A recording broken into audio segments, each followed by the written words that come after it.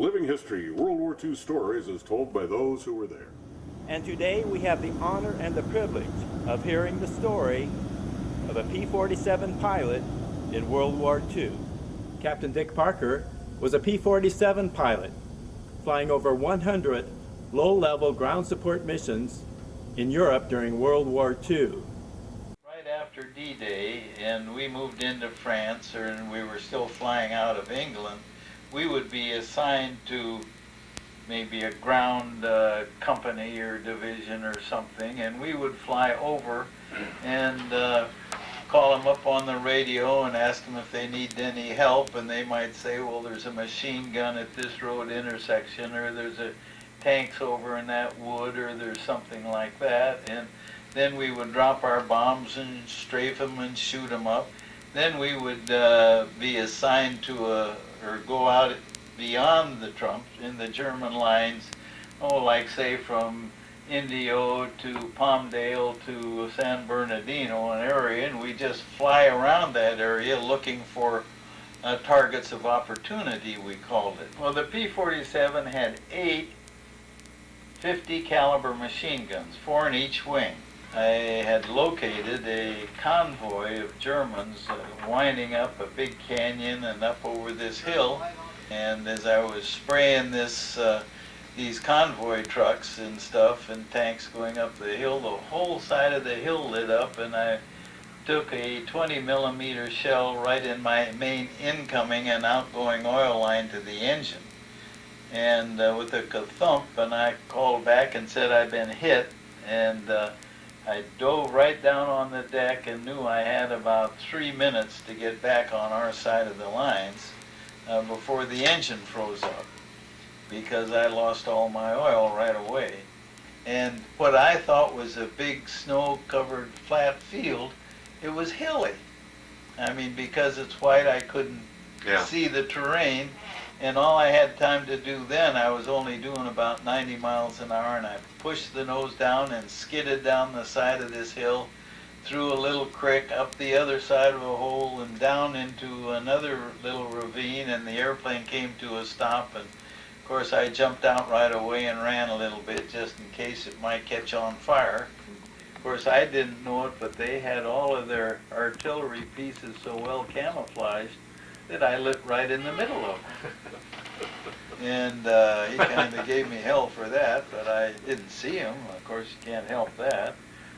But then he gave me a Jeep and a driver and sent me to, took me to Nancy, which was the 19th TAC headquarters. And they'd get me from TAC headquarters back to St. Dizier, where I was stationed at the time. And on the way back, he pulls up to this trailer and he said, General Patton wants to see you. And I says, oh, by the way, I was still a second lieutenant. And I says, oh, geez, I'm going to catch hell now, you know, for landing in the middle of his artillery. He opened the door to his trailer, and I'll never forget, he had on those shiny boots and his steel helmet and his pearl-handled 45, and asked me to come in, which I did, shaking all over. And he really thanked us for what we were doing. He appreciated all the work that the fighter pilots were doing, and he wanted to know what I had seen and where these troops were and the columns and all of that. And I must have visited with him, I suppose for about 10 minutes. It seemed like an eternity, and then he let me go and sent me on back to Nancy. Well, I lost 7 airplanes.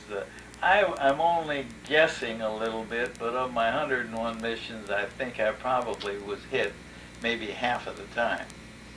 I mean, you just get bullet holes or something like that. On the other hand, I would say I was hit pretty hard 7 times and lost 7 airplanes in the war. All to ground fire. But you walked away from them or parachuted out? I never jumped. I crashed them all. And I had to fly that airplane at 250 miles an hour because I only had one stabilizer to hold the nose up, and I foolishly tried to land it on our 3,500-foot strip runway at 250 miles an hour. And I went off the end and cartwheeled it and busted it all up and crawled out from underneath it.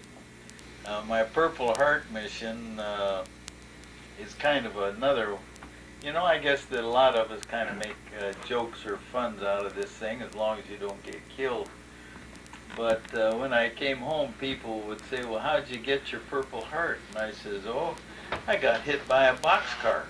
That I was leading 16 ships that day, and we were into Germany and strafing and finding targets, and I was the first one in, and when I was at about, maybe 80 feet of altitude and about 50 yards short of the train, I opened up, the whole thing blew up, and I flew through the explosion that went up as high as 2,000 feet.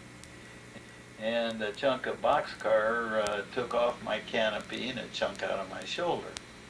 And it actually I didn't know it at the time, but I'd lost 2 cylinders out of the engine, holes in the propeller. I could see boxcars stuck in the leading edge of the wings and the tail. And when I came through this explosion, dear old engine kept coughing and spitting and smoking and vibrating, and I landed, hit this grass field just perfectly, and I was all over it, trying to control the airplane, and finally the wheels apparently dug into the ground, and I went up on the nose into a vertical position and then fell back on the tail, and I got out. And you couldn't believe the damage that had been done to that airplane. The whole bottom of the airplane had been seared, and all 3 tires had burned up in the airplane, and I landed on 3 flat tires on the rims, is what really happened.